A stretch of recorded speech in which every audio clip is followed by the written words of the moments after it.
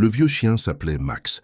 C'était un berger allemand, autrefois vif et puissant, mais dont les pattes tremblaient désormais sous le poids des années. Sa maîtresse, Julie, l'avait adopté quand elle n'était encore qu'une adolescente. Depuis ce jour, Max n'avait jamais quitté son côté. Il avait partagé ses joies, ses peines, et veillé sur elle avec une loyauté sans faille. Avec le temps, Julie était devenue adulte, puis mère. Mais pour elle, Max n'avait jamais cessé d'être son protecteur, son confident silencieux.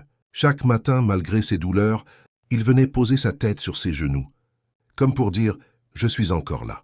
Un soir d'hiver, Max disparut. Julie, inquiète, parcourut le jardin, les champs autour de la maison, appelant son nom dans le vent glacé.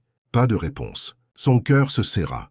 Elle savait que son compagnon était vieux, et elle craignait qu'il soit parti mourir seul, comme le font parfois les animaux. La nuit passa dans l'angoisse. Le lendemain, Julie retrouva Max au pied du vieux chêne, à quelques pas de la maison.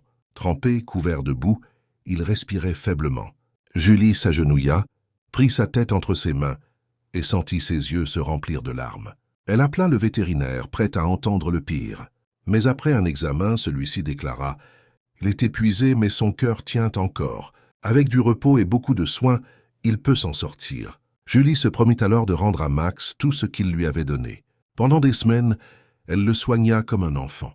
Repas préparés avec tendresse, couverture chaude près de la cheminée, caresses infinies. Ses enfants, qui adoraient Max, participaient eux aussi, lui racontant leur journée comme s'ils comprenaient chaque mot. Et Max comprenait. Ses yeux fatigués s'illuminaient à chaque geste, chaque sourire. Peu à peu, ses forces revinrent. Certes, il ne pouvait plus courir comme avant, mais il marcha à nouveau dans le jardin, fier et digne.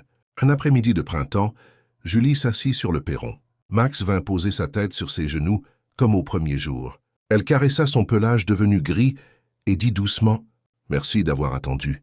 Merci d'être encore là. » Le vieux chien ferma les yeux, apaisé. Ce n'était plus le temps des jeux, ni des courses folles, mais celui d'un amour simple et pur, plus fort que les années. Et Julie comprit que, même si un jour Max partirait, son empreinte resterait à jamais dans son cœur. Car certains compagnons ne meurent jamais vraiment.